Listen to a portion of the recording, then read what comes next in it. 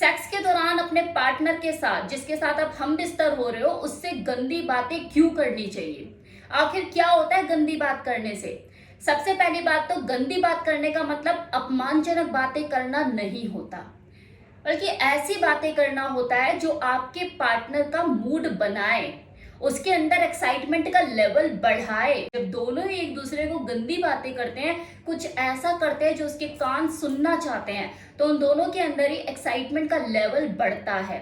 हाँ, comparison of male, female के अंदर ये उत्तेजना ज्यादा बढ़ती है, उसका अराउजल ज्यादा बढ़ता है, और इसके पीछे एक साइकोलॉजिकल रीजन है कि पुरुष जो है उनके अंदर अराउजल, वो जो एक्साइटमेंट का लेवल है, वो खासकर चीजों को देखने से बढ़ता है। जब वो कोई हॉट सेक्सी कुछ भी ऑनलाइन या ऑफलाइन देख रहे हैं, कि कुछ सेकंड में ही उनके अंदर जो अराउजल है वो एकदम से बढ़ जाता है। सेम चीज एक फीमेल के साथ भी है, लेकिन उसे देखने से कम और सुनने से ज्यादा ये चीज होती है।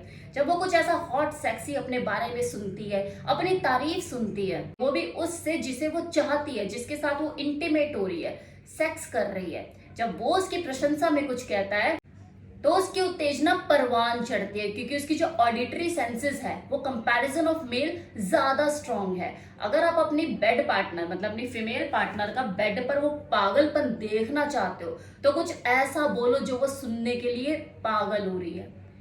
और भले बोलेगी नहीं आपको, ये कि आपको देखना है कि उसे क्या चीज सुनने में अच्छी लगती है।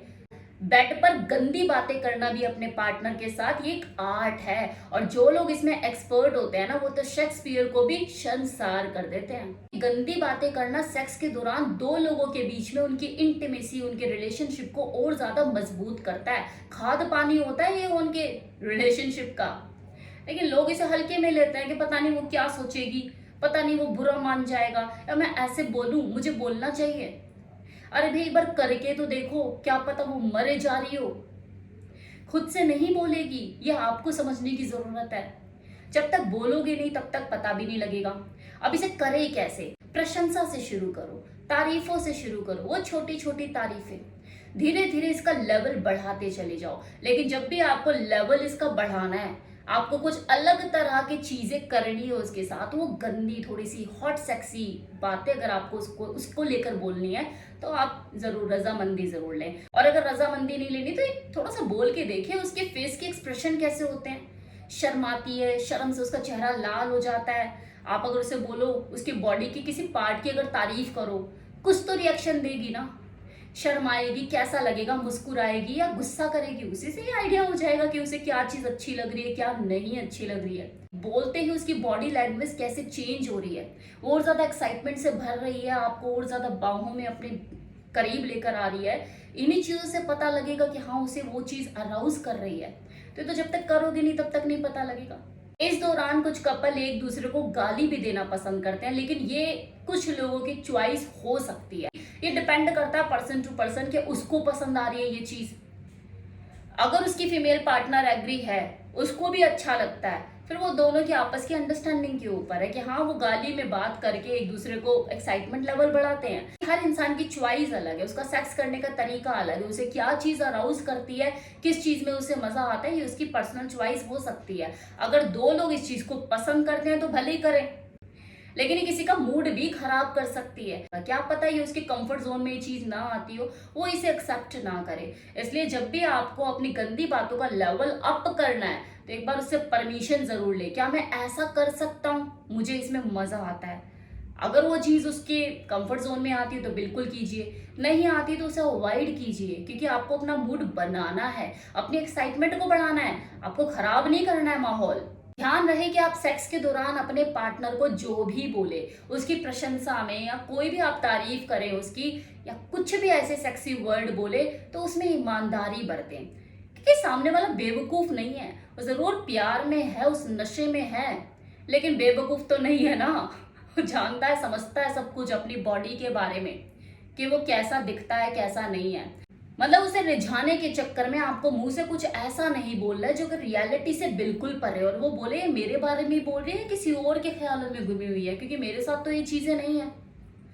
तो जो भी आप बोलो वो जेन्युइन होना चाहिए, ईमानदारी से बोलिए, जो है वही बोलिए, वही वो सुनना चाहता है या वो सुनना चाहती है। आंखें अगर उसकी काली है तो नीली मत बोल देना कि हाय तुम्हारी नीली सी झील सी आंखों में मेरा डूबने का मन करता। भाई काली आंखों में भी लोग डूबते हैं, जिन्हें प्यार होता है उन्हें काली में ही नीला समंदर नजर आता है। आप उस वक्त अपनी डीप फीलिंग को, उसके लिए आप कैसा महसूस कर रहे हैं या करते हैं, कैसा लगता है आपको जब आप उसे स्पर्श करते हैं, वो सारी चीजें आप उसे बोल सकते हैं, बयां कर सकते हैं। अपने शब्दों के जाल में लपेट लपेट कर बोलिए जो अंदर से फील होता है कि कैसा लगता है आपको। यार कुछ तो लगता होगा उसे टच करने पे। इसी तरह से एक फीमेल को जब वो उसको सक करता है, किस करता है, वो प्रेस करता है, कुछ तो फील होता होगा, वही फीलिंग आपको उसे बोलनी है। उस वक्त अगर थोड़ी देर के लिए आप हवसी भी बन जाओ तो इसमें कुछ बुरा नहीं है। अगर आप उसे ये बोलो कि यार तुझे नींबू लगा के चाटने का मन करता है, तो बोल दो यार, जो मन कर रहा है बोल दो। भाई कहता है ना कि यार अब तो बेडरूम में वो गर्माहट खत्म हो गई। भैया यही चीजें गर्माहट पैदा करती है बेडरूम में। जब दो लोगों के बीच में गर्मी पैदा होती है तो बेडरूम अपने आप गर्म हो जाता है। और वो गर्माहट कैसे पैदा होगी? जब आप शर्म का चोला कुछ देर के लिए उतार कर फेंकोगे और एक दूसरे के साथ वो गंदी बातें करोगे, वो सेक्सी मूव्स को एंजॉय करोगे, तभी आपका बेडरूम यूं भड़केगा, शोले भड़केंगे उसमें। और जो आप बोलते हो ना कि बेडरूम गर्म नहीं रहता हमारा, अब तो डिस्टेंस ही इतना आ जाएगा बातों में, स्पर्श में, टच में, तो कैसे होगा आपका बेडरूम गर्म? आप इस डर्टी टॉक की जो शुरुआत है ना, ये फोन से भी शुरू कर सकते हो, व्हाट्सएप पे। इसका कोई ऐसा टाइम फिक्स थोड़ी ना होता है। ये सिलसिला आप फोन से शुरू करो यार। बेडरूम बाद में गर्म करते रहना, पहले मूड को गर्म कर लो, एक दूसरे को गर्म कर लो, ताकि जब बेडरूम में जाए तो टूट के पड़े। कुछ ऐसा उसे लिखो चैट में कि वो बार बार ऑनलाइन जाए, बार बार उसे पढ़े और बार बार उसके अंदर वो एक्साइटमेंट पैदा हो। स्क्रीनशॉट खींच के रख ले जी। ये जो सारी चीजें होती है ना, ये आपके मोमेंट्स को मेमोरेबल बनाते हैं। कहते हैं ना कि यार मेमोरेबल सेक्स कैसे करें, वो यादगार सेक्स कैसे करें, यही शुरुआत होती है, यही चीजें होती हैं।